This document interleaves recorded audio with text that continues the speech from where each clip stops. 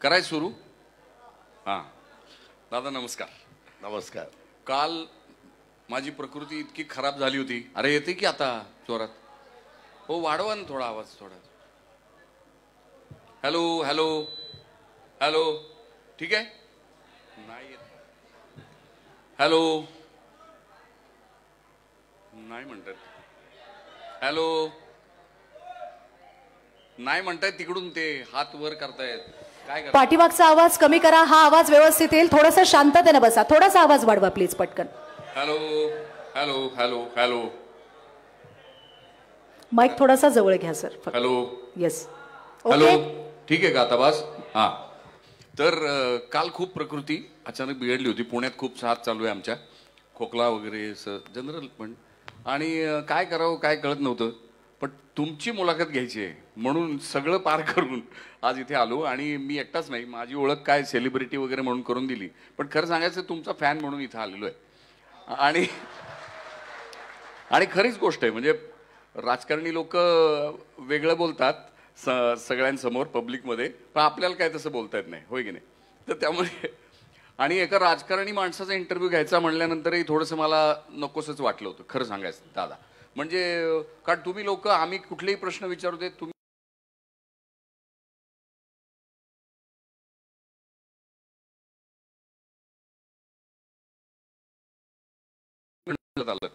दादा कसे आहेत सडेतोड, मनमोकळे, धाडसी, करारी.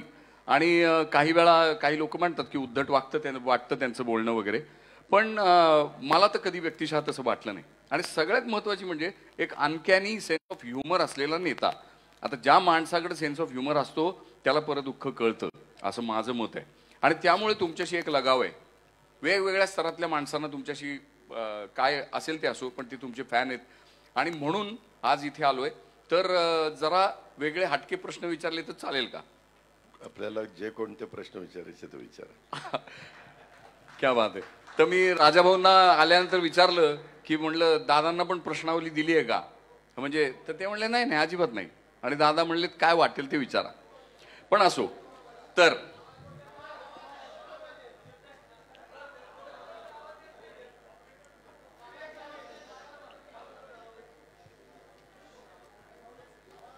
चालू येतोय का आवाज? आवाज येतोय आता? जरा प्लीज शांत बसायचं.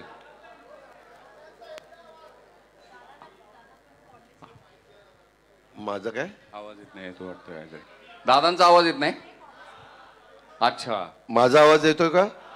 हा बस, म्हणजे कॉर्डलेस माईकच वापरायला पाहिजे. बर हरकत नाही. तर आमचं हे जे परसेप्शन दादा तयार होते, म्हणजे मी ज्या धंद्यात आहे सिनेमा वगैरे, तो पण परसेप्शनचा खेळ आहे सगळा. आणि तुमचा जो व्यवसाय आहे किंवा जे कार्यक्षेत्र आहे असं म्हणूया, तेही परसेप्शनचं आहे. तर मला आता सांगा की गेल्या काही दिवसात राजकारणाबद्दलचं परसेप्शन हे फार वेगळं होत चाललं आमचं सामान्य माणसाचं. आम्हाला काही राजकारण कळत नाही बरं. आणि म्हणजे तुम्हा लोकांना असं वाटतं की आम्हाला काहीच कळत नाही, आणि ती खरी पण गोष्ट आहे. तर आत्ताचं जे राजकारणाचं स्वरूप आहे ते तुम्हाला, कारण तुम्ही आमच्यातले वाटता, असं असताना तुमच्यातल्या संवेदनशील माणसाला या राजकारणाबद्दल काय वाटतं, काय कशी व्याख्या करता तुम्ही या राजकारणाची? काय झालं, अलीकडच्या काळामध्ये काही राज्यांच्या मध्ये एका पक्षाचं सरकार येण्याचे दिवस संपलेले आहेत. आता तुम्ही बघितलं असेल कालच बिहारमध्ये काय घडलं ते. पूर्वीचा काळ तसा नव्हता. अलीकडच्या काळामध्ये वेगवेगळे राजकीय पक्ष वेगवेगळ्या पद्धतीने आपली आपली भूमिका मांडण्याचा प्रयत्न करत असतात. परंतु त्याचबरोबर जर एखाद्याला बहुमत नसेल तर बहुमत मिळवण्याच्या करता काही इतर सहकाऱ्यांना पण बरोबर घेऊन त्यांना सरकार स्थापन करावं लागतं.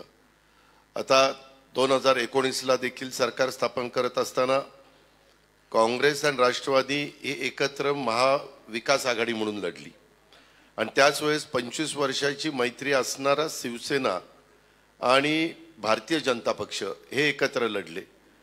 निवडणुका झाल्यानंतर काय अचानक गोष्टी घडल्या, कुणाचं काय मनात आलं काही कळायला मार्ग नाही. आणि एकदम शिवसेनेने निर्णय घेतला की आम्ही जरी भारतीय जनता पक्षाबरोबर निवडून आलेलो असलो तरी आम्हाला भाजपबरोबर जायचं नाही. आमचे एक वेळेसचे विरोधक काँग्रेस किंवा राष्ट्रवादी असतील तरी आम्ही त्यांच्याबरोबर जायला तयार आहे. आणि तशा प्रकारचा निर्णय 2019ला झाला आणि ते सरकार आलं. वास्तविक सरसेनापती हिंदू हृदय सम्राट बाळासाहेब ठाकरेंनी जी शिवसेना काढलेली होती ती कोणत्या उद्देशाने काढली ते आजही त्यांचे वेगवेगळ्या प्रकारचे तुम्ही जर क्लिप बघितल्या किंवा भाषणं ऐकली तरी ते त्याच्यामध्ये स्पष्ट त्यांची भूमिका असायची आणि त्या पद्धतीनं त्यांनी जोपर्यंत ते हयात होते तीच भूमिका घेऊन ते पुढे गेले. परंतु त्याच्यानंतरच्या काळात उद्धवजींच्याकडं शिवसेनेची सूत्र आली, अर्थात ती बाळासाहेबांनीच दिली. ती आल्यानंतर त्यांनी कशा प्रकारे निर्णय घेतले, त्याच्या मागचं काय कारण आहे, कशामुळे ते दुखावले गेलेले होते आणि त्याच्यामुळे 25 वर्षाची मैत्री सोडून त्यांना सरकार स्थापन करण्याच्या करता निवडणुकीच्या निमित्तानं जनतेने कौल दिलेला होता. कारण दोघांची संख्या यांची 105 यांची 56 म्हणजे क्लिअर मेजॉरिटी 161 होती, शिवाय अपक्ष होते. परंतु त्यांनी ती भूमिका घेतली आणि वरिष्ठ पातळीवर तिन्ही पक्षाच्या वरिष्ठांनी ठरवलं आणि कुणाच्या ध्यानीमनी नसताना, पत्रकार मित्रांच्या ध्यानीमनी नव्हतं, ज्यांचा राजकारणाच्या संदर्भातला गाढा अभ्यास आहे त्यांनाही वाटलं नाही, परंतु अचानक घडलं आणि ते सरकार अस्तित्वात आलं आणि त्याच्यातून विचारधारा वेगळी, भूमिका वेगवेगळ्या वेगळी. मग काय करायचं तर कॉमन मिनिमम प्रोग्राम केला गेला आणि कॉमन मिनिमम प्रोग्राम करून त्याच्यातलं ज्या विषयावर मतभेद आहेत ते विषय बाजूला ठेवायचे, जे विषय मतभेद विरहित आहेत परंतु राज्याच्या भल्या करतायत, राज्याचं कल्याण करणारे आहेत, राज्याला पुढे नेणारे आहेत ते विषय घ्यायचे. परंतु दुर्दैवाने त्या मधल्या काळामध्ये 1.5-2 वर्ष संपूर्ण जगात, राज्यात, आपल्या देशात करोना आला आणि त्या करोनाच्या काळात बराच काळ आमचा त्या करोनामधनं लोकांना बाहेर काढण्याच्या करता, त्याच्याकरता जे काही पायाभूत सुविधा देणं वगैरे अशा पद्धतीनं गेला. आणि नंतर पण हे सरकार चाललेलं असताना 2.5 वर्ष झाल्यानंतर आत्ताचे राज्याचे मुख्यमंत्री सन्माननीय एकनाथराव शिंदेंनी वेगळी भूमिका घेतली. त्याच्यात पण त्यांचं पक्षांतर्गत काय ठरलं मला माहिती नाही, परंतु भूमिका घेतली. ते राज्याचे प्रमुख झाले, देवेंद्रजी उपमुख्यमंत्री झाले, सरकार त्याचं काम करायला लागलं, आम्हाला विरोधी पक्षामध्ये बसायला लागलं. मी आपल्याला एक सांगतो की नुसतं विरोधी पक्षामध्ये बसलं तर तुम्ही विकासाची कामं करू शकत नाही. तुम्ही विरोध करू शकता, सत्ताधारी पक्षाच्या ज्या काही चुका होतील त्या जनतेला दाखवू शकता, तुम्ही सातत्याने जागृत राहायचं काम करावं लागतं. जर एखादी गोष्ट घडली तर त्याच्यामध्ये विरोधी पक्ष नेता म्हणून किंवा विरोधी पक्ष म्हणून तुम्हाला तुमची भूमिका तिथं स्पष्टपणे मांडावी लागते. अशा प्रकारच्या गोष्टी त्या ठिकाणी कराव्या लागतात. परंतु आता आम्ही महाराष्ट्रामध्ये ज्यावेळेस फिरत असतो, पूर्वीचा काळ फार वेगळा काळ होता. आताच्या काळामध्ये त्या गावच्या सरपंच असतील, उपसरपंच असतील किंवा गावातले कुणी कार्यकर्ते असू द्यात, कुठल्याही राजकीय पक्षाचे असू द्यात, त्यांना आपली विकासाची कामं झाली पाहिजेत, माझ्या गावातले प्रश्न सुटले पाहिजेत, माझ्या नगरपालिकेच्या वॉर्डाचे किंवा कॉर्पोरेशनच्या वॉर्डाचे प्रभागाचे प्रश्न सुटले पाहिजेत. अशा प्रकारे कटाक्षाने त्यांचा कल असतो, प्रयत्न असतो आणि मग त्याच्यातून 5 वर्षांनी पुन्हा निवडणूक आल्यानंतर ती महिला राखीव तरी वॉर्ड होतो किंवा पुरुष असतो किंवा ओबीसी होतो, SC ST होतो, अशा वेगवेगळ्या प्रकारच्या गोष्टी त्याच्यामध्ये घडतात. आणि ते सगळ्या गोष्टी ह्या अलीकडच्या ह्या 5 वर्षाच्या काळात, म्हणजे आता ह्या सगळ्या गोष्टीला जवळपास 4.25 वर्ष झाली. ह्या 4.25 वर्षाच्या काळात महाराष्ट्रातल्या जनतेने या सगळ्या गोष्टी कशा कशा झालेल्या त्या पाहिलेल्या आहेत. त्याच्यावर प्रत्येकजण विचार करत असताना वेगळ्या पद्धतीने विचार करतो. मगाशी राजाभाऊ मानेंनी सांगितलं त्या पद्धतीनं साधारण इलेक्ट्रॉनिक मीडिया, सोशल मीडिया ह्यांचा खूप मोठा पगडा आता ह्या सगळ्या गोष्टीवर आहे. मागं देखील 2014ला जेव्हा देशाचे पंतप्रधान नरेंद्र मोदी साहेब झाले त्यावेळेस सोशल मीडियाचा वापर किती वेगळ्या पद्धतीनं करता येऊ शकतो आणि जनाधार कसा बदलू शकतो हे उभ्या भारताने बघितलं. त्याच्या आधी परदेशामध्ये ते चालायचं, आपल्या इथं तितक्या पद्धतीनं कधी घडलेलं नव्हतं, परंतु आपल्यामध्ये 2014ला घडलं आणि त्या प्रकारे बदल झाला. 2019ला पण तीच परिस्थिती आपल्याला देशात पाहायला मिळाली. आता उद्याची 2024ची परिस्थिती आपल्या सगळ्यांच्या समोर आलेली आहे. हो, पण हे तुम्ही म्हणताय खरं की आपल्या नगरपालिकेचा, महानगरपालिकेचा विकास करायचा वगैरे, आम्ही काय पाहतो की प्रत्येक जणाची धाव सत्तेकडे आहे. सगळ्या गटातली लोक सगळीकडची. आणि राजकारण म्हणजे काय, मग एक साधा मुलगा जो ज्याला राजकारणाचं स्वप्न पडतं तो पहिलं होर्डिंग लावतो आणि मग त्या होर्डिंगमधनं आमच्यासारखी माणसं जेव्हा गावात प्रवेश करतात तेव्हा आम्हाला कळतं की इथले गुंड कोण आहेत, बरोबर. आणि मग त्यांच्यापासून मग तिथूनच सुरू होतं की त्यांना नमस्कार करत पुढे दाबवा. आता एका बाजूनी राजकारणाचं इतकं स्वार्थकारण त्याच्यात आलं, दुसरीकडनं गुन्हेगारीकरण आलं, भली धेंड अशी, आणि ती सरळ सत्तेमध्ये जातात आणि तुमच्यासारखी जी आमच्या विश्वासाची माणसं वरती बसलेली आहेत ती ते होऊ देतात. तर हे कसं काय? मी माझ्या स्वतःच्या राजकीय जीवनाला सुरुवात केली. राजकारण हा माझा पिंड नव्हता. मी असंच तिथं काम करत करत बारामतीमध्ये सुरुवात केली लोकांचे प्रश्न सोडवायला आणि त्याच्यातून मला संधी मिळत गेली. जनतेने मला पाठिंबा दिला. मी काँग्रेस पक्षामधनं मला खासदारकीची पहिल्यांदा संधी दिली. राजीव गांधी त्यावेळेस हयात होते, परंतु दुर्दैवाने आमचा प्रचार चालू असतानाच राजूजींच्याबद्दलची जी घटना घडली आणि राजूजी आपल्यातनं चेन्नईच्या परिसरात श्रीपेरुंबद्दलच्या बाबतीमध्ये घडली आणि ते आपल्याला सोडून निघून गेले. त्याच्यानंतर 1 महिना प्रचार लांबलेला होता. तो पहिला काळ होता. त्यावेळेसची परिस्थिती आणि आताची परिस्थिती याच्यामध्ये जमीन आसमानाचा फरक आहे. दर 25 वर्षांनी नवी पिढी पुढे येत असते. ती पिढी कुठल्या वातावरणात वाढलेली आहे त्याच्यावर ती सज्ञान झाल्यानंतर, नागरिक झाल्यानंतर, वोटर झाल्यानंतर ती त्या पद्धतीनं विचार करते.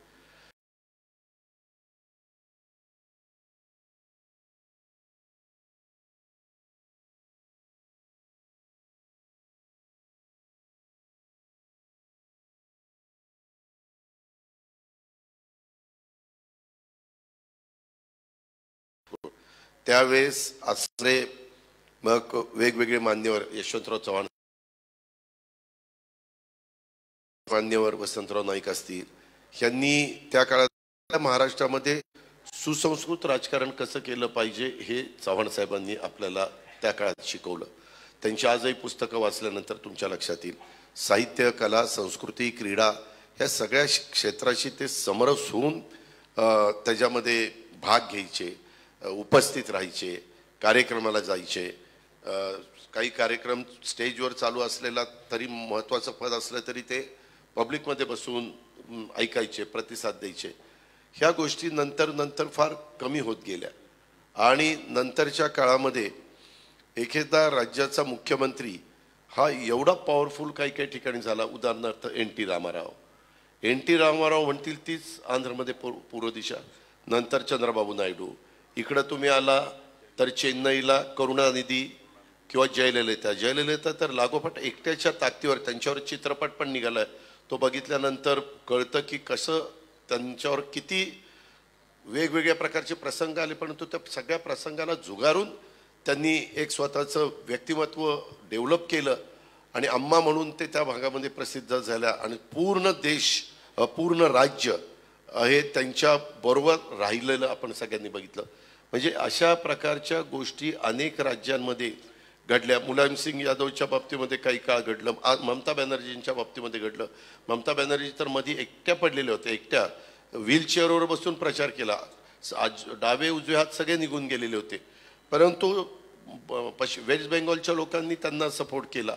किंवा एकदम अचानक आलेलं व्यक्तिमत्व म्हणजे केजरीवाल. कुणाला वाटलं नव्हतं, राजकारणाशी तसं काही संबंध नव्हता, ब्युरोक्रेसीमध्ये काम करणारं व्यक्तिमत्व, परंतु तिथं जे आंदोलन झालं, समाजसेवक अण्णासाहेब हजारेंनी त्याच्यात भाग घेतलेला होता आणि तिथनं ते नेतृत्व पुढं आलं आणि 2 टर्मला पूर्णपणे दिल्लीची संपूर्ण सरकार काबीज केलं. तीच गोष्ट मान पण तसे बघितले तर खासदार होते. त्यांना म्हणजे अतिशय लोकप्रिय म्हणजे मिमिक्री करणारे अशा पद्धतीनं त्यांचं व्यक्तिमत्व, त्याच्यावर कसं बोललं पाहिजे, काय बोललं पाहिजे ते त्याच्यात निष्णातच होते. पण तो अचानक ते पंजाबचे वन साईड, अर्थात त्याच्यामध्ये केजरीवालांचाही वाटा आहे, पण मुख्यमंत्री झालेले आपण पाहिले. ह्या गोष्टी नंतरच्या काळामध्ये बऱ्याचशा ठिकाणी घडायला. इवन तेलुगू देशमचे असणारे आत्ता पराभूत झालेले मुख्यमंत्री, परंतु ते किती वन साईड त्यांना पाठिंबा दिला. बरं, त्यांनी तिथं वीज फुकट दिली, पाणी फुकट दिलं, खूप योजना, मला वाटतं शेतकऱ्यांना 10,000 रुपये वर्षाला का काहीतरी अशी एक त्यांची योजना होती ती त्यांनी दिली. वेगवेगळ्या घटकाला चांगल्या पद्धतीनं कार्यक्रम दिला, पैसे म्हणजे योजना दिला, तरी देखील संपूर्ण देशात त्यांचे पेपरमध्ये आपण ॲडव्हर्टाइजमेंट बघायचो. तेलुगू तिकडं तेलंगणा, जाहिरात मात्र महाराष्ट्रात आपल्याला 1 पेज सिंगल जाहिरात फ्रंट पेजला ऐकायला मिळायचे.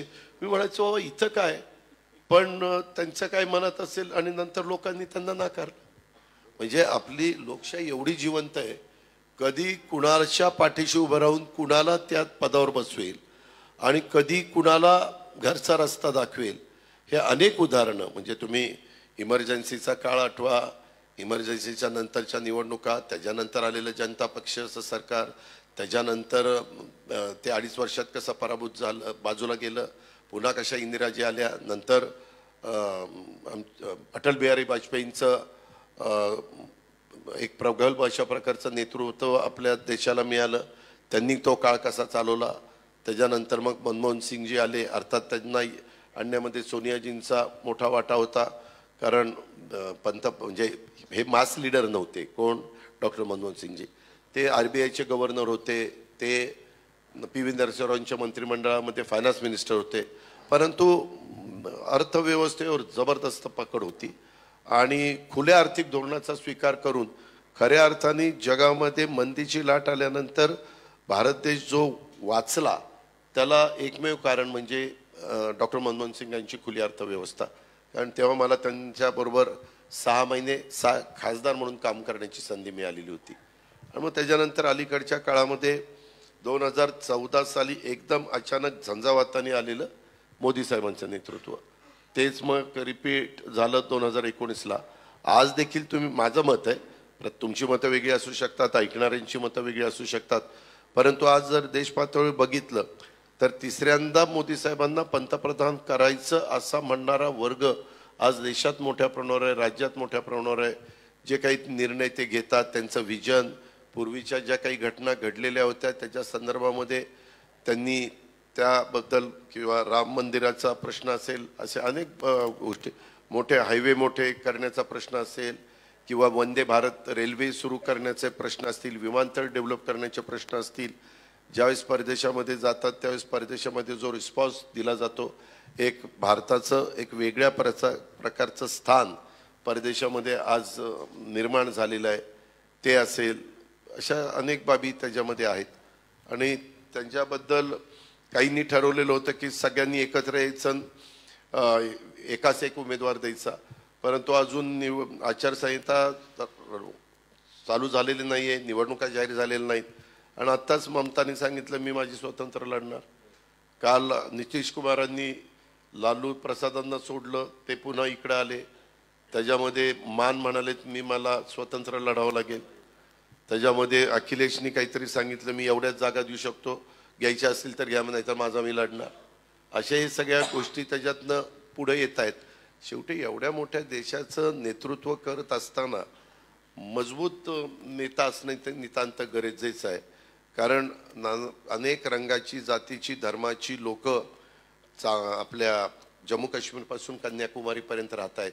पण प्रत्येकाच्या, काही मैलावर गेल्यानंतर भाषेची हेल बदलतो, अशा सगळ्या गोष्टी आहेत. परंतु त्याच्यातून शेवटी आपण सगळे भारतीय म्हणून राहिलो आणि आजपर्यंत राहिलेलो आहोतच, पुढेही आपण राहणार कुणी काही म्हटलं तरी. त्याच्यामध्ये डॉक्टर बाबासाहेब आंबेडकरांनी जे संविधान दिलेलं आहे त्या संविधानाने आपल्याला एकत्र करून ठेवलेलं आहे.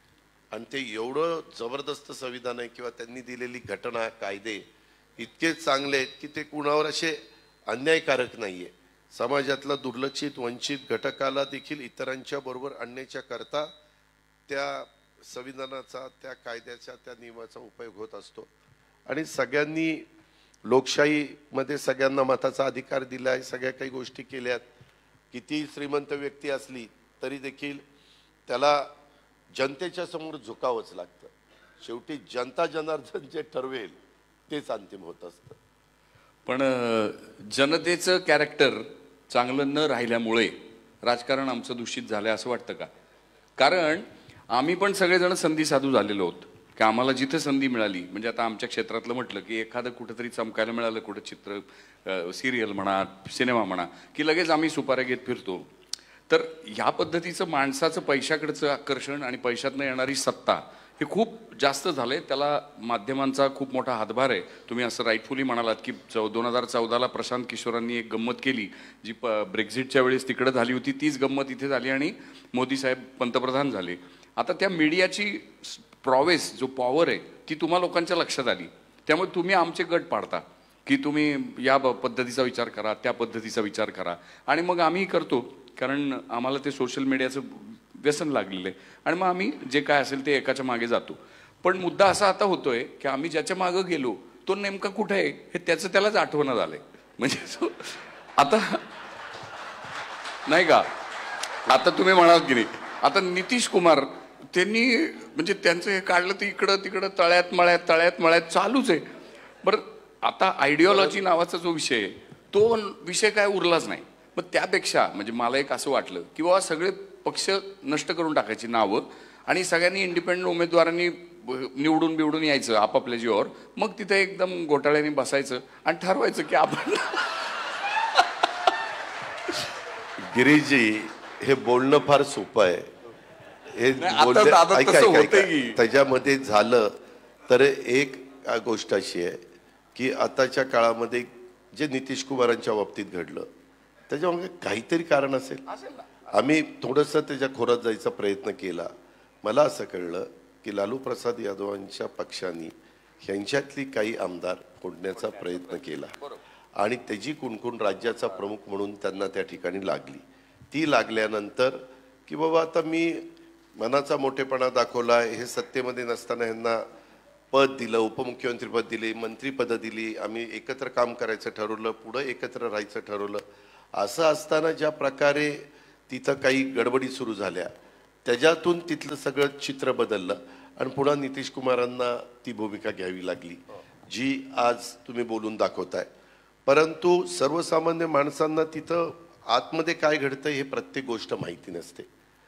पेपरला येताना बातम्या, हेडलाईन किंवा टी व्ही चॅनलला चालणाऱ्या बातम्या त्याच्यावर अवलंबून असतं.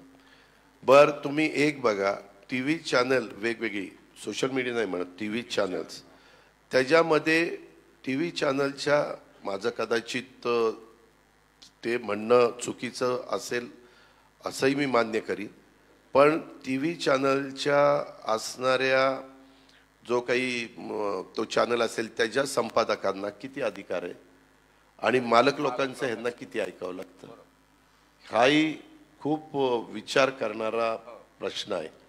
त्याच्यामध्ये खूप उघडपणे कोणी बोलणार नाही, कारण प्रत्येकाला आपलं आपलं काम चालू ठेवायचं आहे, आपल्यावर कुठलं गंडांतर येऊन द्यायचं नाही आहे, ही वस्तुस्थिती आहे. आणि त्यामुळं ते दबक्या आवाजात काय करायचं असेल ते करत असतात. कधी कधी एखादं वृत्तपत्र एखाद्या बातम्या कशा प्रकारे देतं आणि नंतर काही गोष्टी घडल्यानंतर बातम्या कशा बदलून यायला लागतात, हे राजकीय लोकांच्या बाबतीमध्ये घडतं गिरीजी, असं अजिबात नाही. कुठल्याही बाबतीत घ्या तुम्ही, इंडस्ट्रीवाले घ्या, इंडस्ट्रीवाले पण सरकार बदललं तरी आत्ता राज्यकर्त्यांच्या जवळ असणारे उद्योगपती हे बरेचसे सरकारच्या सत्ताधाऱ्यांच्या बरोबर ते मिळतं जुळतं घेतात. का घेतात? त्यांना त्यांची इंडस्ट्री चालवायची, त्यांना त्यांच्या काही परवानग्या असतील त्या घ्यायच्या. ह्याच्यात फक्त आजपर्यंत जास्त कुणी नागरिक किंवा कुणी बोलू शकत नाही ती म्हणजे टाटा कंपनी. टाटा कंपनीनी पहिल्यापासून त्यांची एक जी प्रतिमा आहे ती प्रतिमा त्यांनी सांभाळलेली. त्याच्यामध्ये काय एकदम ते असे आले आणि 10-15 वर्षात एकदम टॉपला गेले असं त्यांच्या बाबतीत घडलं नाही. काहींच्या बाबतीत घडलं, त्यांचे कष्ट असू शकतात, त्यांचं म्हणजे डोकं असू शकतं, काही बाबतीमध्ये ह्या जे काही शेअर्सचे वर खाली होतात त्या संदर्भातला त्यांचा अभ्यास असू शकतो. अशा वेगवेगळ्या बाबी त्याच्यामध्ये आहे. परंतु कुठल्याही क्षेत्राच्या संदर्भामध्ये आता मी पण अनेकदा 1991 साली मी राजकारणामध्ये आलो खासदार म्हणून. मी 87ला सुरुवात केली एक कार्यकर्ता म्हणून.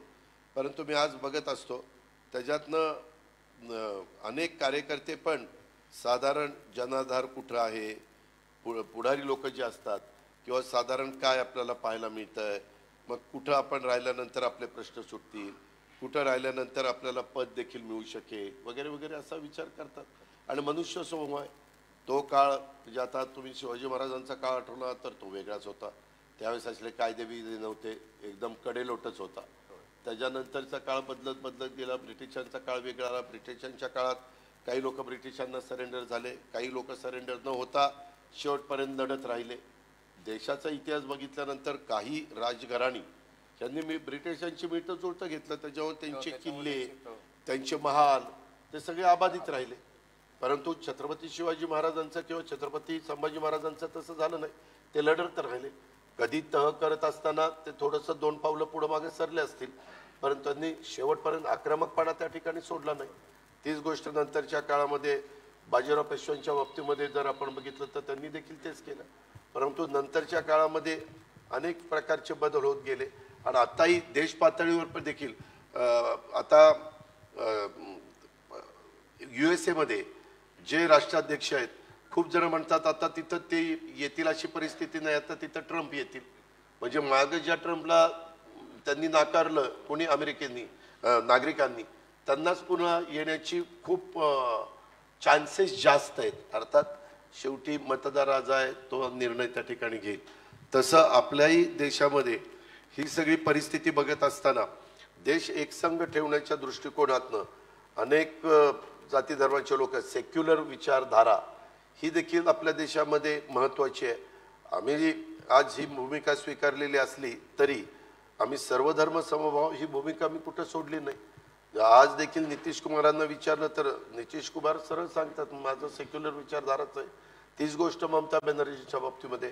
अनेकांनी राजकीय जीवनामध्ये काम करत असताना अनेकांशी मिळतं जुळतं त्या त्यावेळेची राजकीय परिस्थिती लक्षामध्ये घेऊन निर्णय घेतलेले आहेत किंवा लिडरशिपकडे बघून निर्णय घेतलेले आहेत. किंवा आज जसं एकेकाळी राजीव गांधींची लिडरशिप देशामध्ये मिस्टर क्लीन म्हणून इमेज होती आणि पंडित जवाहरलाल नेहरू इंदिराजींना जेवढ्या जागा नाही मिळाल्या तेवढ्या जागा राजीवजींना मिळालेल्या आपण पाहिल्या. परंतु 5 वर्षांनीच राजीवजींची सत्ता गेलेली पण ह्या भारताने पाहिलेली. अशा सगळ्या त्या गोष्टी आहेत. त्याच्यामुळे आताच्या काळामध्ये काळानुरूप थोडंसं सगळ्यांनीच आपलं मत त्याच्याबद्दल ठरवलं पाहिजे की बाबा हे जरा आता अस्थिर झालेलं आहे आणि प्रत्येकजण आपापल्या परीनं.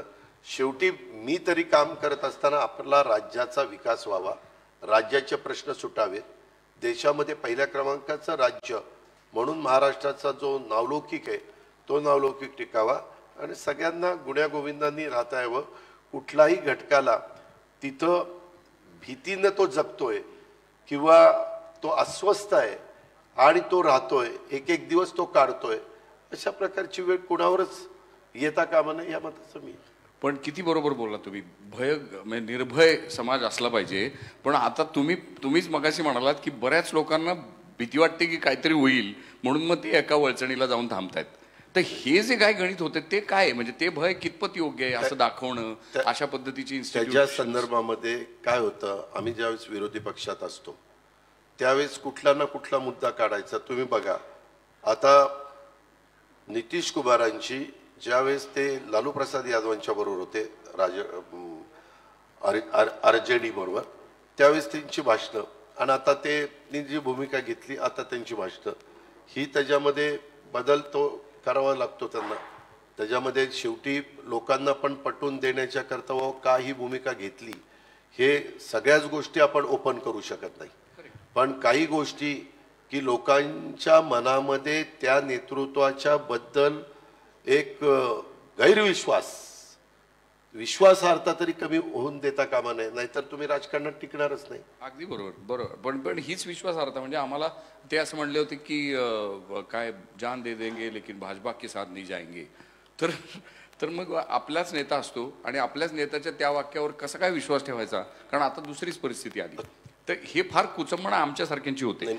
मान्य आहे, तुम्ही राजकारणात नसल्यामुळे, तुम्ही एक कलाकार असल्यामुळे, परंतु जबाबदार नागरिक असल्यामुळे तुम्ही त्या अँगलनी विचार त्या ठिकाणी करत असता. आता उदाहरणच घ्या, कलाकार म्हणून एक आठवलं, नाना पाटेकर काय म्हणाले, माझं पूर्णपणे कुटुंब आणि माझे वडील काँग्रेस विचाराचे होते, कारण त्यावेळेस काँग्रेसच होती. नाना पाटेकर आले त्यावेळेस म्हणले मी शिवसेनेचा होतो, म्हणले ना की मी शिवसेनेबरोबर होतो. आणि बाळासाहेबांचे विचार अनेकांना आवडले होते, दादा कोंडकेलाही आवडलेले होते, तसेच त्यांनाही आवडले, ते त्यांच्या विचाराबरोबर राहिले. त्याच्यानंतर आता ते म्हणतात की मला भाजपचे विचार आवडतात.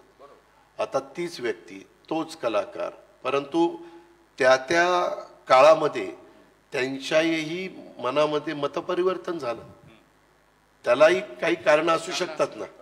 ते जर आपण नानांशी बोललो तर तुम्ही पण नानांशी गप्पा मारू शकता, मी नाना दिलखुलासपणे सांगणार, नाना काय हातचा बच्चा ठेवणार नाही, ही वस्तुस्थिती. हो, नाही पण नाना उत्तम अभिनयपटू आहेत हे तुम्हाला माहिती आहे. अभिनयपटू आहे पण उत्तम नाना वक्ता पण आहे. हा, नाना उत्तम वक्ते आहेत आणि अतिशय भारतातले कसलेले अभिनेते आहेत. परखड त्यांचं हे असतं. तेच म्हणजे परखडपणा म्हणा किंवा इतरही गुण यांचा अभिनय ते उत्तम करतात. तर त्यामुळे पण मला वेगळंच म्हणायचंय दादा की तुम्ही आता बऱ्याच विषयांना स्पर्श केला आणि फार महत्वाचं बोललात तुम्ही की आम्ही आमच्याकडेच बघतो एका परीनं की ह्या नानांच्या उदाहरणातून तुम्ही सांगितलं की आम्ही पण वेगवेगळी वळचण पकडतो आहोत, नागरिक म्हणून, मतदार म्हणून. आम्ही वेगवेगळ्या वेळेस, पूर्वी जे एक आयडिओलॉजी नावाचा विषय होता, एक काहीतरी विचारधारा, आणि त्याच्या ती धरून तुम्ही सगळेजण जायचात, म्हणजे राजकारणी लोक. आणि मग त्याच्यात जर समजा नाही सत्ता आली, लोकांना जाऊन सांगायचं की बाबा आमची विचारधारा कशी चांगली, आम्ही कसं चांगलं काम करू. ते जर नाही पटलं तर सत्तेतनं म्हणजे विरोधी बाकावर बसायचं. त्याचा कधी अपमान वाटत नव्हता, लोकांना त्याचा कधी त्रास वाटत नव्हता. विरोधी पक्षांमध्ये इतकी चांगली आपल्या मांदियाळी आहे महाराष्ट्रातच घडलेली, आणि त्या लोकांनी इतकी मोठमोठी कामही उभी केलेली आहेत, म्हणजे सत्तेमार्फत करवून घेतलेली आहेत. किंवा आता हे नुकतंच आडम मास्तरांनी जे उभं केलं सोलापुरात, आणि त्याला मोदी साहेबांनीच बळ दिलं. म्हणजे आडम मास्तर तर कधीच सत्तेत नव्हते, पण ते काम झालं सोलापुरात जे झालं ते. तर असं पूर्वी होत होतं. दुसरी गोष्ट म्हणजे इथे एक अत्यंत आदरणीय असं मोठं पवार साहेबांसारखं नेतृत्व एक तयार झालं होतं की ज्याच्या छायेखाली, छत्रछायेखाली अनेक जणांची नेतृत्व उभी राहिली. आता त्यांनी एखादा प्रश्न नवा विचारणं, आपल्याच वडिलांना प्रश्न विचारलंच पाहिजे. मी एक जाऊन द्या ना बाळासाहेब नावाचा सिनेमा केला होता याच विषयावर, की विचारले पाहिजेत, म्हणजे राजकारणामध्ये इन्व्हेन्शन काहीतरी नवता येईल. आणि तो तुम्ही इव्हेंच्युअली विचारला, पण तेव्हा नेमकी काय भावना झाली? म्हणजे आता माणूस म्हणून आणि पॉलिटिशियन म्हणून एक थोडं द्वंद्व तर झाला. मी तुम्हाला सांगतो की मी पण बरेच वर्ष राजकारणात आमच्या वरिष्ठांच्या बरोबर काम केलेलं आहे. ज्या वेळेस जी भूमिका घेतली गेली, त्या भूमिका का घेतली गेली हे न विचारता एक कार्यकर्ता म्हणून त्या भूमिकेचं समर्थन करणं आणि पुढे जाणं, एवढा एकमेवच विचार आम्ही त्या ठिकाणी केला. त्याच्या संदर्भातलं बाबा 91ला आम्ही काँग्रेसमधनं उभं राहिलो, 95ला काँग्रेसमधनं उभं राहिलो, 99च्या निवडणुका आल्या त्यावेळेस परकीय मुद्दा पुढे आला, परकीय मुद्दा काढला गेला. आणि आता आपल्याला ह्यांच्याबरोबर जायला नाही पाहिजे, कारण देशाचं पंतप्रधान पद एका परदेशी व्यक्तीला का द्यायचं, त्याच्यातनं फूट पडली. ठीक आहे, वरिष्ठांनी निर्णय घेतला, आम्ही मान्य केला. हा निर्णय झाला मे जूनमध्ये, आणि जुलै, ऑगस्ट, सप्टेंबर, ऑक्टोबर 4 महिन्यांनी पुन्हा काँग्रेसच्या बरोबरच सरकार स्थापन करायला सांगितलं. आम्ही ज्युनियर होतो, ठीक आहे सरकार स्थापन करायचं करा, आम्ही त्या पद्धतीने सरकारमध्ये आलो. परंतु त्यावेळेस सिनियर नेते असणारे भुजबळ साहेब असतील, तारिक अनवर असतील, संगमाजी असतील, आज संगमाजी हयात नाही, परंतु पदमसिंह पाटील असतील, विजयसिंह मोहिते पाटील असतील, हे सगळे दिग्गज नेते होते. परंतु आज त्याच्यातला एकही नेता बरोबर नाही आहे. आज सगळेच नेते बाजूला गेलेले आहेत. त्यावेळेस आम्ही ज्युनियर होतो, मी असेल, जयंत पाटील असतील, दिलीप वळसे पाटील असतील, सुनील तटकरे असतील, आर पाटील असतील. आर पाटील आज हयात नाही आहेत. त्याच्यामुळं त्या गोष्टी आम्ही करत गेलो. आणि उद्याच्याला कधी काळी अनेकदा विचार करत असताना भारतीय जनता पक्षाबरोबर पण जायचं ठरवलं गेलेलं होतं आणि आम्हाला सांगण्यात आलेलं होतं. तुम्हाला आठवत असेल 2014ला पूर्ण निकाल लागायच्या आधी, विधानसभेचा पूर्ण निकाल लागायच्या आधी टीव्हीला लगेच प्रफुल्ल पटेलांनी स्टेटमेंट केलं, आम्ही बाहेरनं भारतीय जनता पक्षाला पाठिंबा देणार. वरिष्ठांनी निर्णय घेतला, आम्ही गप्पा ऐकून घेतला आणि त्या प्रकारे पाठिंबा दिला गेला.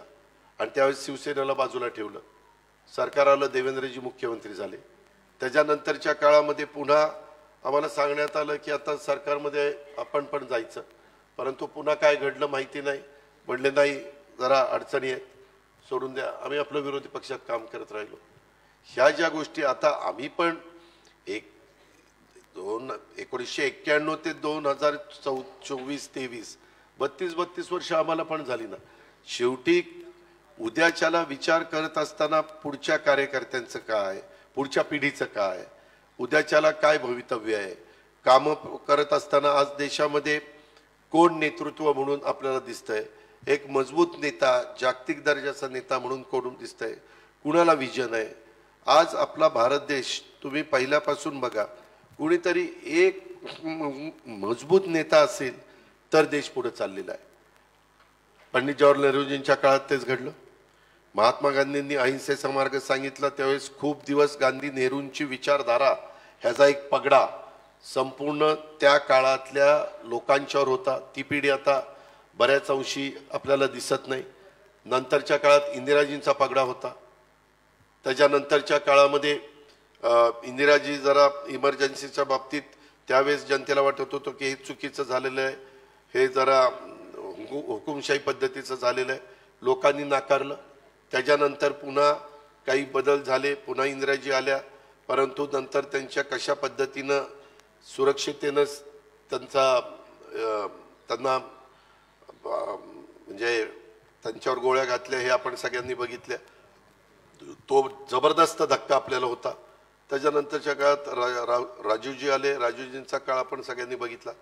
याचा अर्थ ह्या देशामध्ये एक कोणतरी मजबूत नेता असल्याशिवाय देशाचा कारभार नीट चालत नाही असं माझं स्पष्ट मत झालं आहे. माझं मागे जनता पक्षाच्या काळात त्यावेळेस अनेकांनी वेगळी भूमिका घेतली आणि वेगळी भूमिका घेऊन एक वेगळा बदल केला. जनता पक्ष म्हणून नवीन पक्ष उदयाला, नांगरधारी शेतकरी म्हणून त्या ठिकाणी आला.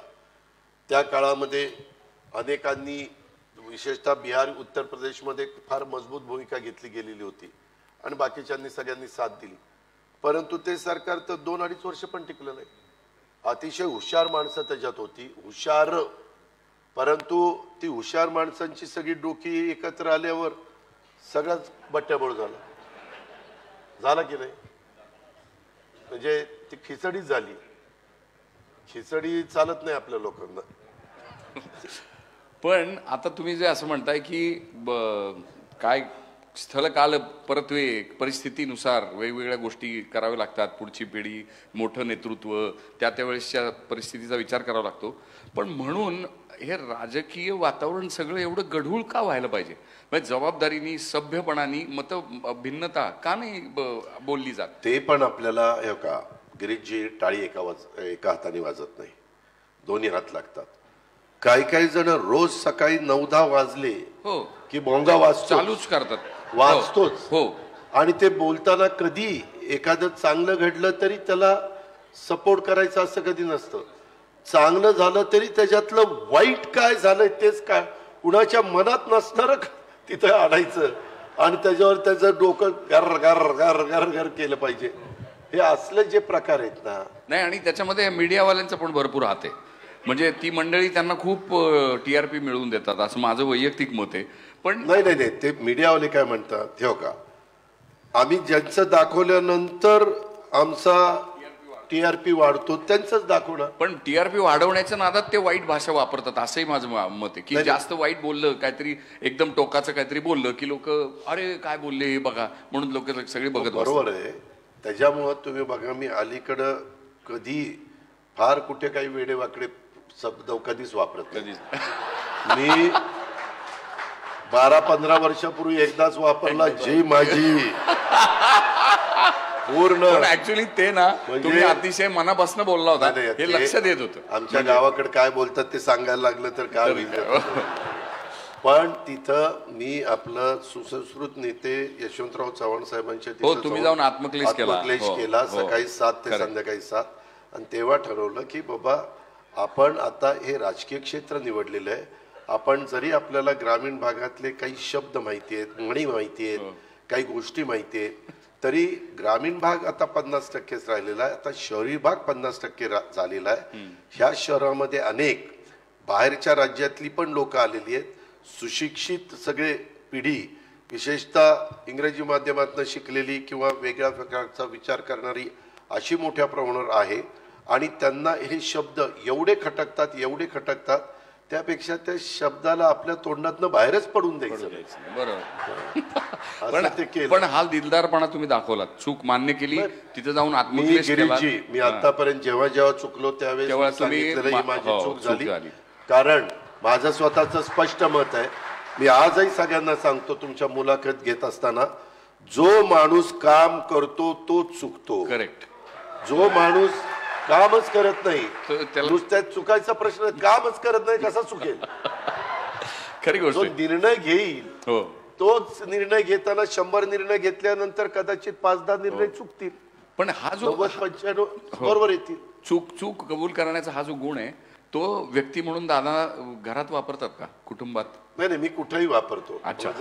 हो का, शेवटी आपल्याकडे एक म्हण आहे, जित्याची खोड मेल्याशिवाय जात. बरोबर. त्याच्यावर ज्या आपल्याला सवयी आहेत त्या किती आपण आवडला, आपण मनाला सांगितलं ए बाबा आता बरोबर असं करायचं, असं करायचं, असं करायचं, ते तिथं जाईपर्यंत राहतं. नंतर एकदा आपण मूड मध्ये आल्यावर काय बोलू, खरी गोष्ट आहे. तुम्ही कलाकार म्हणून पण तसंच करताय. होय, तसंच करतो. पण तुम्ही मूड मध्ये असणं दादा नेहमीच लोभच असतं, असं का नाही? पण बहुतेक मला असं वाटतं तुमचा हा जो आत्मक्लेशाचा जो प्रयोग होता तो त्याला फारसं लोकप्रियता नाही मिळाली, कारण सारखंच तिथं बसावं लागेल बहुतेक, म्हणून लोक तिथं कोणी गेली मी नाही. तुम्हाला सांगू का, मी कधी माझी गोष्ट कुणाला करण्याच्या करता किंवा दाखवण्याच्या करता करत नाही, नाही. पण ती चांगली गोष्ट. ऐका ना, आज मी महाराष्ट्रामध्ये फिरत असतो, सकाळी 6ला त्या ठिकाणी सुरुवात करत असतो. आता इथं माझे सहकारी बसलेत, आमदार काही सहकारी. मला लवकर सकाळी जायचं होतं, मी 6ला बाहेर पडलो, माझ्या कामाला सुरुवात केली. गंगावीसला मी वाटतं 7-7:30ला पोहोचलो. म्हणजे पहिलं काम करून दुसरं काम. त्याच्यात पण कुणीतरी सांगितलं आता ह्या तालमीत गेला, आता आमच्या तालमीत ये. अरे आम्ही कुठल्याही तालमीत यायला तयार आहे ना, आम्ही तयारच आहे, आम्ही लंगोट घालूनच तयार आहे, ये.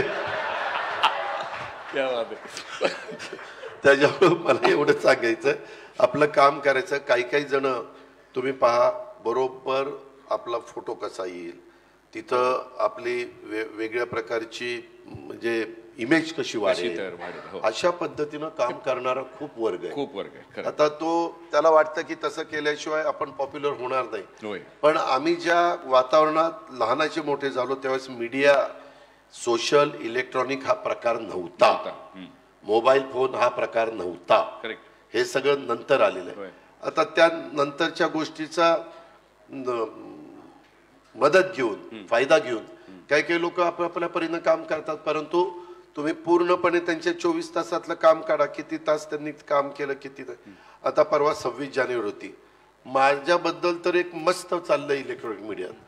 मी जरा कार्यक्रम काही रद्द केले माझ्या काही पुढच्या ह्याच्यावर, अजित पवार नॉट रिचेबल.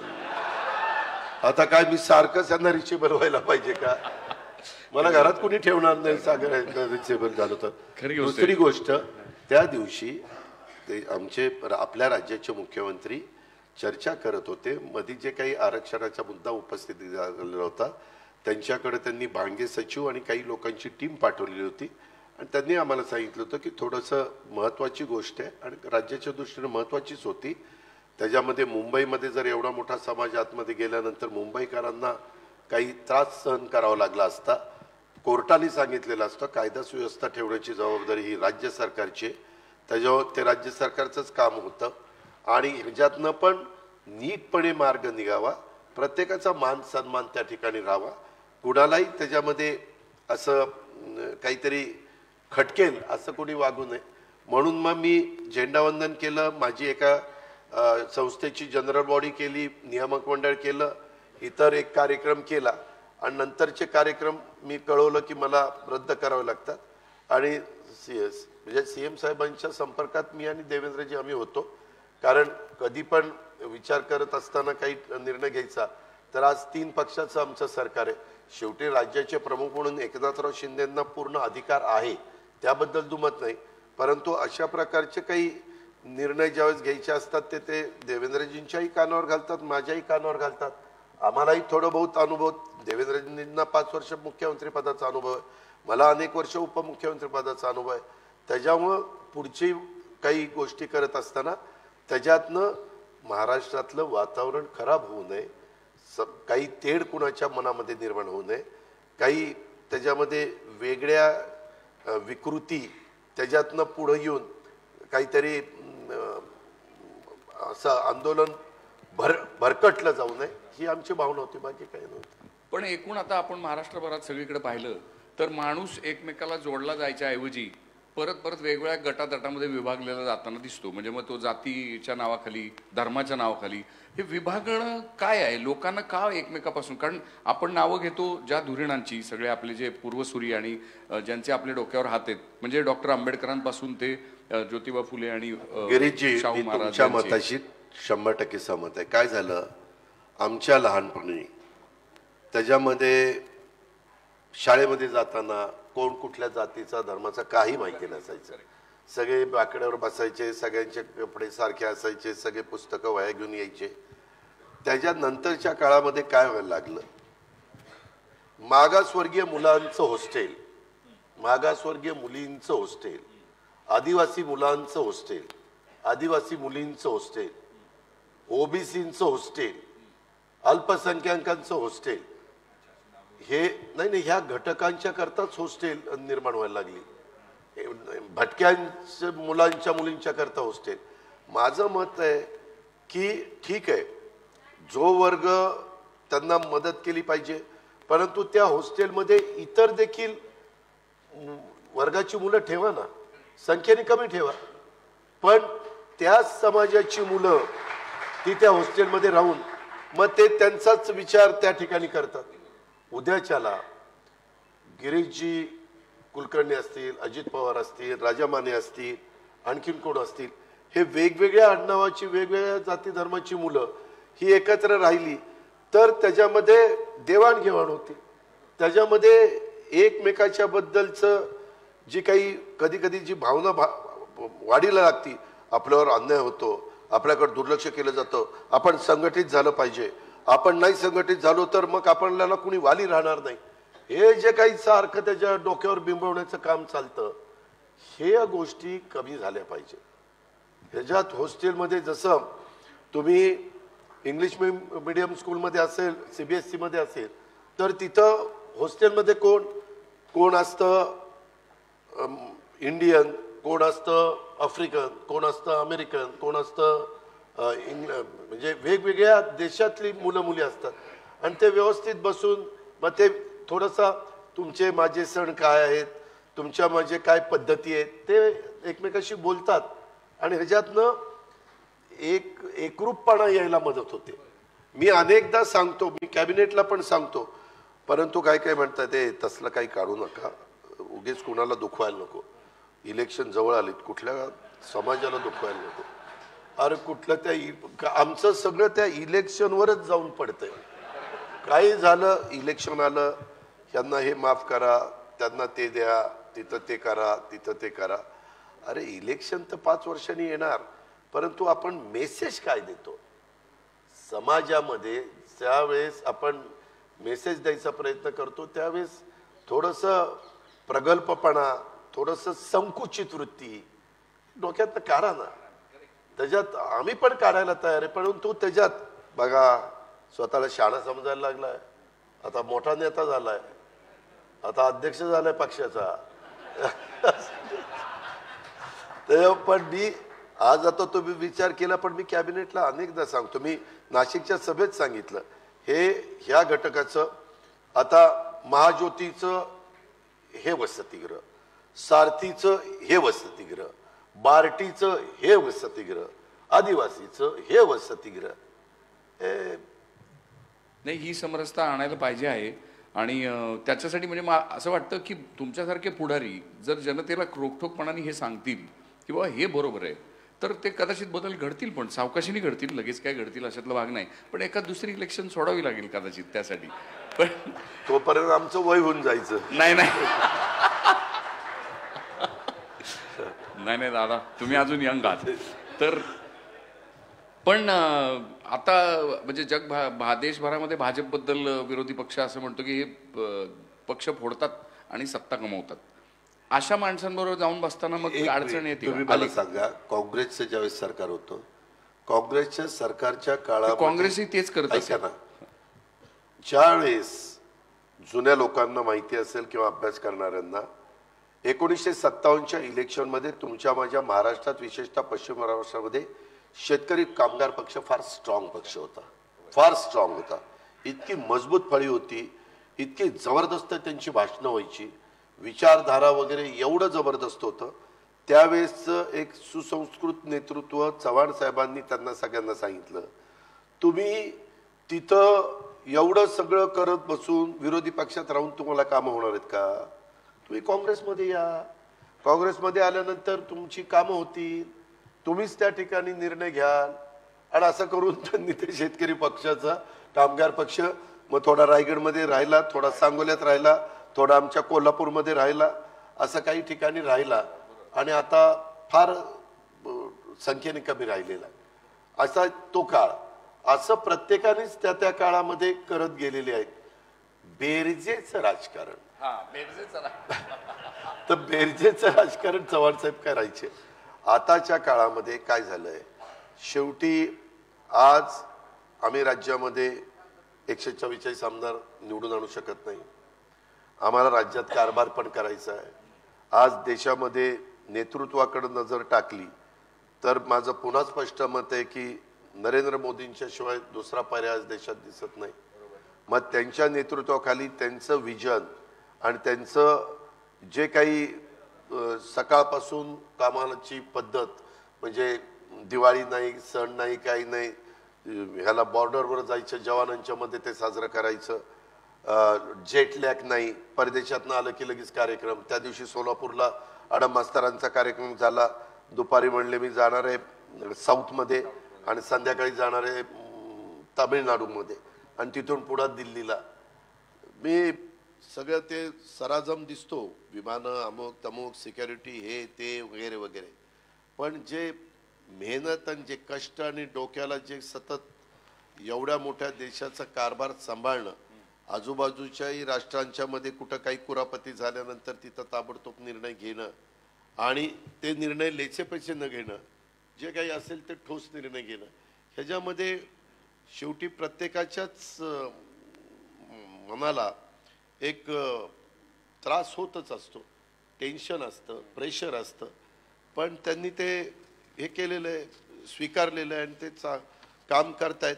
हे बाकीचे भांडत बसतात एकमेकाशी. पण हे ज्या तपास संस्था आहेत त्यांचा वापर करणं म्हणजे बऱ्याच लोकांचं काही निघतच नाही. म्हणजे चालू राहतं तपास, ही झाली आणि त्यांचं काही निघत नाही. मग हे कसं काय? त्या संदर्भामध्ये आमच्या पण तपास यंत्रणांनी तपास केलेला आहे. ठीक आहे, तपास यंत्रणेचा तपास करणं हे त्या ठिकाणी काम आहे. आता मागे काय होतं, एकच गोष्ट सारखी सारखी सारखी सांगितल्यानंतर लोकांना त्याच अँगलने ते विचार करतात. आमचं मधल्या काळात महाआघाडीचं सरकार होतं, त्यावेळेस गिरीश महाजनांना अडचणीत आणण्याचा प्रयत्न झाला नाही का? त्याच्या संदर्भामध्ये तपास यंत्रणेकडनं देवेंद्र फडणवीसांना अडचणीत आणण्याचा प्रश्न झाला नाही का? कितीतरी लोकांची मी तुम्हाला नावं दाखवतो. हो ना, मी दोन्ही बाजूनी म्हणतोय, हे कशाला असं का केलं जातं? ते त्याच्या संदर्भामध्ये जर माहिती काही मिळाली आणि तर तपास केला तर गोष्ट त्या ठिकाणी वेगळी. खरं तर ह्या सगळ्या संस्थांना स्वायत्तता आहे, त्यांनी स्वायत्ततेचा वापर करून त्या गोष्टी केल्या पाहिजेत असं माझं स्पष्ट मत आहे. पण त्याच्यात ज्यावेळेस कुणाच्या बाबतीत घडतं त्यावेळेस बोललं जातं की तपास यंत्रणा येतील. आता त्याचा बोबाटा जास्त होतो. इन्कम टॅक्सला जर वाटलं की यांनी इन्कम मोठा केलाय परंतु टॅक्स दिला नाही तर ती यंत्रणा तपास करणारच. माझ्याकडे आता फायनान्स आहे, माझ्याकडे GST आहे, म्हणजे SGST माझं म्हणजे राज्याचं, स्टेटचं आणि CGST केंद्राचं. तर आम्हाला पण त्या CGSTला SGSTला हे रेट टाकायचा अधिकार आहे. त्याच्यामध्ये कुणी चुकीचं सापडलं तर जेलमध्ये टाकायचा अधिकार आहे. पण मी त्या कमिशनरला सांगतो, तुझं जे असेल, तुझी टीम नियमाप्रमाणे करा. कुणालाही त्याच्यात मुद्दामून बळजबरीनं कुणीतरी सांगते म्हणून त्रास देता कामा नये. तुमच्या सोर्सेसमधनं माहिती आली, कुठं GST कुणीतरी चुकवलेला असेल, अशा प्रकारची कागदपत्र तुम्हाला मिळाली तर जरूर तुम्ही जा, तुमचं काम करा. अशा पद्धतीने मी सांगतो. आता मग आता माझ्या काळामध्ये GSTचा रेट पडल्या तर अजित पवारांनी मुद्दाम रेट टाकल्या असं पण म्हणण्यात अर्थ नाही. आम्ही पण उद्याच्याला झालंच तसं. बघा अजित पवार आता GSTचा रेट टाकण्याला लागला. असं म्हणतो. असं होते. बर, पण तुम्ही आता सत्तेत आहात आणि एकूण तुम्ही म्हणताय की महाराष्ट्राची नक्की काय कल्पना करता तुम्ही, म्हणजे येत्या दिवसामध्ये महाराष्ट्राचा विकास काय पद्धतीने झाला पाहिजे, नेमकं आपल्याला काय हवंय? माझं स्वतःचं स्पष्ट मत आहे की राज्यात आणि देशामध्ये लोकसंख्या मर्यादित राहिली पाहिजे. त्याबद्दल सगळ्यांनी अतिशय स्पष्ट भूमिका घेतली पाहिजे. वेगवेगळ्या जाती धर्माच्या लोकांनाही सांगितलं पाहिजे कुठल्याही धर्मामध्ये किती पण तुम्ही लोकसंख्या वाढवा असं सांगितलेलं नाही, किती मुलं तुम्ही जन्माला घाला असं काही सांगितलेलं नाही. तिथं पहिलं सगळ्यांनी लक्ष दिलं पाहिजे. आणि त्याच्यानंतरच्या काळामध्ये वेगवेगळ्या आत्ता तरुण मुलगा तयार झाल्यानंतर त्याचं क्वालिफिकेशन पूर्ण तो ग्रॅज्युएट झाल्यानंतर त्याच्यानंतर तो त्याच्या पायावर उभं राहायला पाहिजे अशा प्रकारचं शिक्षण तिथं देण्याची गरज आहे. पूर्वी होतं 11वी म्हणजे ब्रिटिशांच्या काळापासून 11वी PD FY SY TY 75ला ते थांबलं, म्हणजे 47 ते 75 पर्यंत होतं. 75 ते आत्तापर्यंत 10वी 11वी 12वी FY SY TY असं आलं. त्याच्यात बदल केले पाहिजेत. आता काही गोष्टीचं शिक्षण देऊन त्याचा काहीच मुलांना मुलींना उपयोग होत नाही. ते जरा पुस्तकं बाजूला ठेवली पाहिजेत. त्यावेळेसची परिस्थिती बघून ती पुस्तकं तयार केली होती. आता जग इतकं पुढे गेलं, 21वे शतक आणि काय चंद्रयान वगैरे सगळं सगळं सगळं सगळं झालेलं आहे. ह्या त्या तुमच्या मोबाईलने तर सगळं जगच त्या मोबाईलमध्ये आणून ठेवले. पाहिजे ते कुठल्याही गोष्टी तुम्ही बघू शकता. अशा वेळेस त्याला अनुसरून शिक्षण त्या मुलांना मुलींना त्या बाबतीमध्ये दिलं पाहिजे असं माझं स्पष्ट मत आहे. मी सतत हे सांगतोय. मी आज फायनान्स मिनिस्टर म्हणून एज्युकेशन मिनिस्टर दीपक केसरकर जे पूर्वी इथं पालकमंत्री होते त्यांनाही मी ते सांगितलं. ह्या क्षेत्रातले आमचे कमिशनर सूरज मांढरे असतील, ह्या क्षेत्रातले आमचे सचिव असतील, बाकीचे अभ्यासक असतील, त्यांनाही सांगतो की हे केल्याशिवाय गत्यंतर नसेल. काळानुरूप आपल्याला काही गोष्टीच्या बदल हा करावाच लागेल. काही ज्या आपल्या वर्षानुवर्ष चालत आलेल्या ज्या परंपरा आहेत त्या टिकवल्या पाहिजेत. त्याचा मानसन्मान ठेवला पाहिजे. वडीलधाऱ्यांचा आदर केला पाहिजे. त्याही बद्दल दुमत असायचं काही कारण नाही. पण त्यांनी पण त्या पद्धतीनेच वागलं पाहिजे. नाहीतरी आपला आदर करतोय म्हणून इच्छाचा ह्याला कसं पाहिजे तसं असंही करून चालत नाही. त्याच्यामध्ये म्हणजे प्रत्येकाने आपापल्या परीनं किंवा ठीक आहे आता आपलाही बराच काळ झाला, आता ह्यांना आपण त्या ठिकाणी संधी देऊया, पुढच्या पिढीला तयार करूया, त्याच्या पुढच्या तयार असं ते झालं पाहिजे. पण ते खरंच राजकारणामध्ये निवृत्तीचं वय असलं पाहिजे का? नाही नाही, निवृत्तीचं वय कारण बाकी सगळ्या क्षेत्रात आहे हो. म्हणजे इव्हन आम्हाला सुद्धा गिरीशजी, आता आपली इतकी चांगली मुलाखत चाललेली का त्याच्यात मिठाचा खडा टाकायचा प्रयत्न? नाही नाही तसं नव्हे, जनरल असं म्हटलं. पण मला आठवतंय दादा, म्हणजे तुम्हाला कदाचित ते माहिती नसेल, पण माहिती नसेल नाही तुम्हाला आठवत नसेल, पण माझे एक ज्येष्ठ मित्र आहेत जे कोयनेमध्ये चीफ इंजिनियर होते आणि मोडक आणि दादांनी त्यांच्या म्हणजे त्या दादा आणि ती सगळी अधिकारी टीम यांनी इतकं भन्नाट महाराष्ट्राला म्हणजे कायम आयुष्यभर आपण कृतज्ञ राहावं असं काम केलेलं आहे. आणि ते काम मी जाऊन तिथं पाहिलं. त्याच्यावर आम्हाला सिनेमा करायचा होता. आणि आम्हाला मोडक सर म्हटले की दादा परवानगी देतील तुम्हाला शूट बीट करायला तिथे. पण ते राहून गेलं. ते येत्या दिवसात करू आम्ही. पण विषय असा होता की लेक टॅपिंग केलं होतं आपण.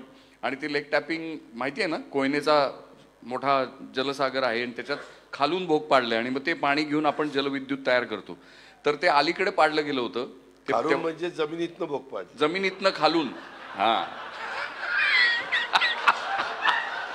जमिनीतनं पाडलं होतं. तर ते अलीकडे पाडलं गेल्यामुळे उन्हाळ्यामध्ये पाणी मागं जायचं, सरायचं आणि ते उघडं पडायचं होतं आउटलेट. आणि तिथून मग जलविद्युत करता यायची नाही म्हणून ते पुढे जाऊन आतमध्ये खोलात पाडायचं होतं जमिनीतनं भोग. तर ते काम करायला जे आपली कोयनेचं जे जलविद्युत केंद्र आहे ते फार इम्पॉर्टंट आहे. कारण ते भारताची सगळी महाराष्ट्राची सगळी ग्रीड बॅलन्स करायला उपयोगाला येतं. तर तिथली वीज निर्मिती बंद ठेवावी लागणार होती आणि दादांनी तो निर्णय दिला होता की करा बिंदास, मी सांगतो. आणि ते त्या सगळ्याच टीमनी म्हणजे फार धाडसानी ते काम केलं. भारतीय तंत्रज्ञांनी, ऑफिसर्सनी. आपल्याला नेहमी असं वाटतं की सरकारी माणसं काम करत नाहीत, पण ते मिरॅक्युलस काम केलं. आणि माझा असणारे मोडक म्हणून चीफ इंजिनियर आणि त्या सगळ्या टीमवर विश्वास होता. आपण आपल्या लोकांच्यावर विश्वास ठेवायला शिकलं पाहिजे. आपली लोक बरोबर आहे. आपली लोक चांगलं काम करू शकतात, तेवढी धमक आणि ताकद त्यांच्यात आहे. सारखं शंका घ्यायची, जमल का नाही ह्याला, जमल का नाही ह्याला, जमल का नाही. ठीक आहे, आता 1 तास झाला ना. झाला 1 तास. हो 40 मिनिटं होती राजा. झालं आता शेवट. पण आमच्या डिजिटल मीडियाचा हा जो उदय जो आहे तो कोविडच्या काळामध्ये झाला आणि राजाभाऊ मानेंनी त्याचं संस्थापक म्हणून जबाबदारी घेऊन त्यांनी ते उभं केलेलं आहे. तर त्यांना त्या डिजिटल क्षेत्राला एक सन्मानानं वागणूक मिळाली पाहिजे. त्याच्यावर मागाशी ऐका ना गिरीजी, मागाशी राजाभाऊ बोलत असताना मी ते बारकाईनं ऐकत होतो. आमच्याकडे ते डिपार्टमेंट आहे एकनाथराव शिंदे साहेबांच्याकडे, प्रसिद्धी आणि हे, पण मी तिथंच ढकलतो अशातला भाग नाही. मला सारखे फोन येत आहेत. पुढची माझा 5ला कार्यक्रम होता, हे काय हसन मुश्रीफांचे सारखे फोन येत आहेत. तर त्याबद्दल माझी राजाभाऊंनाही विनंती आहे, तुम्ही तर म्हणजे काही हे डिजिटलचे सगळे मान्यवर त्यांनी ह्यांना पण एकनाथराव शिंदे साहेबांशी पण बोलावं, देवेंद्रजींच्याही कानावर घालावं. माझा ह्या गोष्टीला राजाभाऊ पूर्ण पाठिंबा राहील. मी उद्याच्याला माझी देवेंद्रजींच्या बरोबर चर्चा आहे. काल मी आणि CM त्या शंभूराज देसाईंच्या लग्नात एकत्रच होतो, तर मी त्याच्यामध्ये सकारात्मक आहे. शेवटी काही काही गोष्टी कराव्या लागतात, त्या त्या वेळेची परिस्थिती बघून, आणि त्या आपण करू. पण आपल्यातले जसं थोडंसं आम्हाला म्हणजे राजाभाऊंच्यामुळं आणि ह्या बाकीच्या सगळ्यांच्यामुळं मी जसा इथं आलो, तसं इतर पण एकनाथराव शिंदेंच्या संबंधित काही असतील, देवेंद्रजींच्या असतील, त्यांनी तिथंही प्रयत्न करावा, म्हणजे आपल्याला हे लवकर करून घेता येईल. मी अजिबात टाळत नाही, मी पूर्णपणे सकारात्मक या बाबतीत आहे. संपायची का? कारण थँक्यू सो मच. किती तुम्ही दिलखुलास बोललात. तुमची जी प्रतिमा आम्ही करून घेऊन आलो होतो ती तशीच अशी बरकरार खरं तर वाढली ती प्रतिमा, आणि तुमच्याशी वारंवार भेटण्याचा बोलण्याचा योग येवो अशी प्रार्थना करतो. धन्यवाद सगळ्यांना. नमस्कार. So much. सर्व पत्रकार मित्रांनाही नमस्कार.